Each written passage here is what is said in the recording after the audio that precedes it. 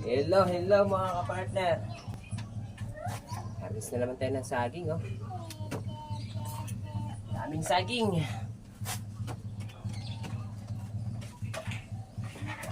Dino-double check natin yung saging na dumating ngayon.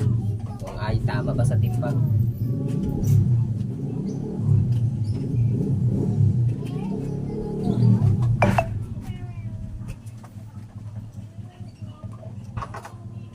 Up. Ito na tayo.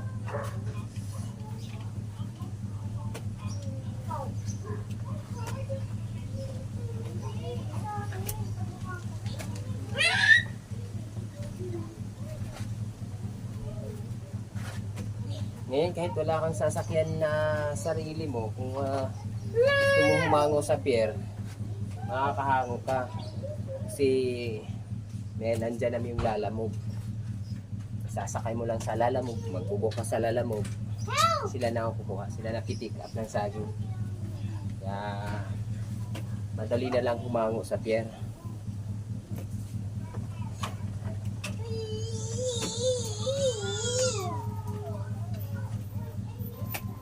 Yun nga lang,